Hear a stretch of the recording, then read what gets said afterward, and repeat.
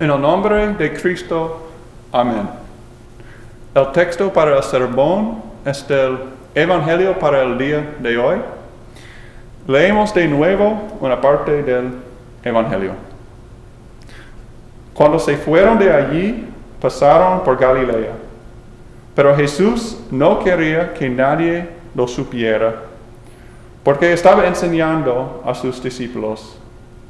Les decía: el Hijo del Hombre será entregado a los poderes de este mundo y lo matarán. Pero después de muerto, al tercer día, resucitará. Ellos no entendieron lo que Jesús quiso decir con esto, pero tuvieron miedo de preguntárselo. ¿Cómo? ¿Qué quiere decir? ¿El Hijo del Hombre va a ser matado? ¿Jesús, nuestro amigo, va a morir? ¿Quién va a matarlo?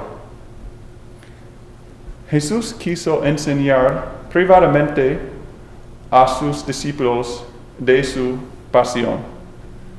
Esta es la segunda vez que San Marcos escribe que Jesús explicó a sus discípulos de su muerte, pero hubo mucho que ellos no entendían.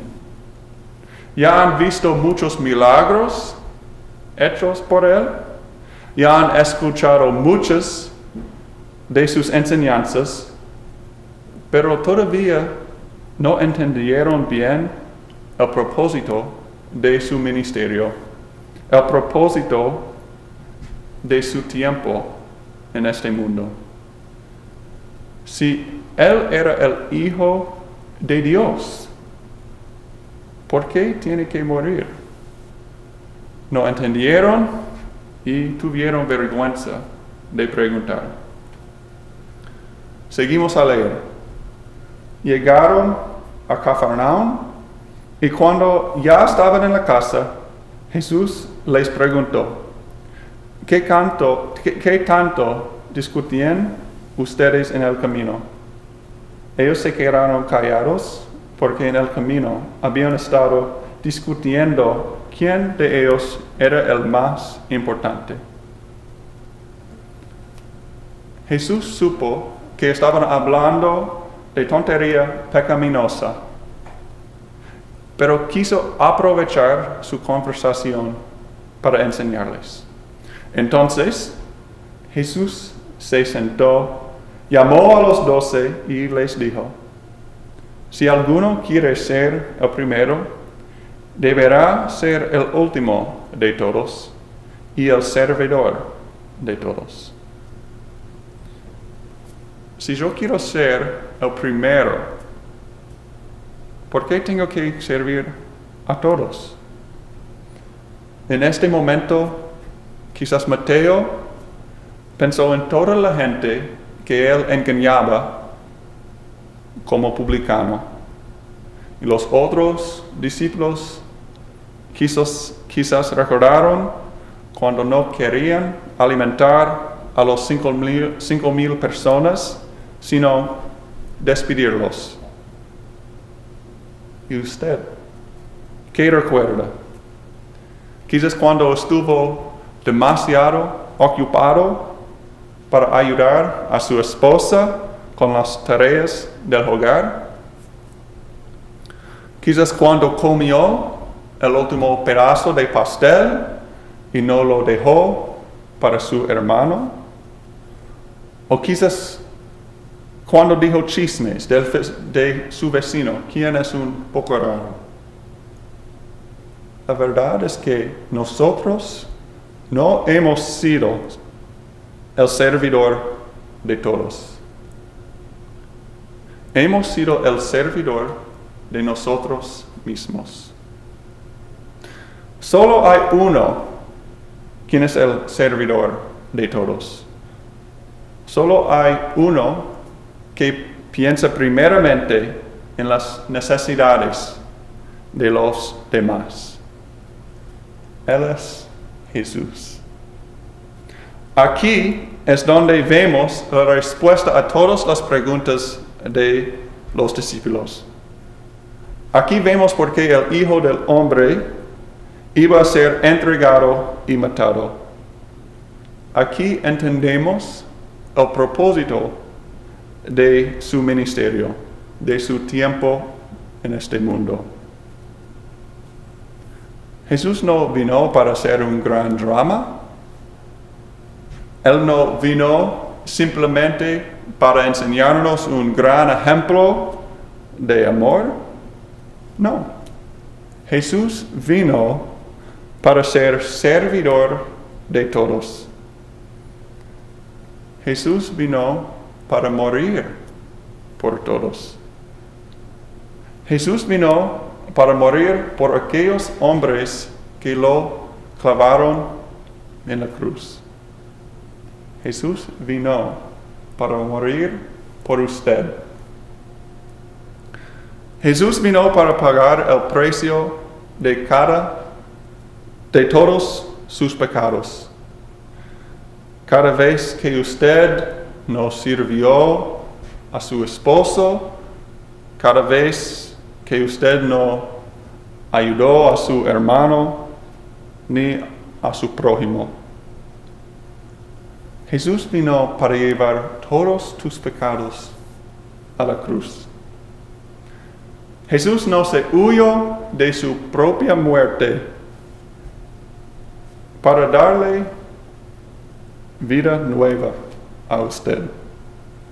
Jesús se murió para que usted pueda ser unido con Él en su muerte y en su resurrección, en el bautismo de usted.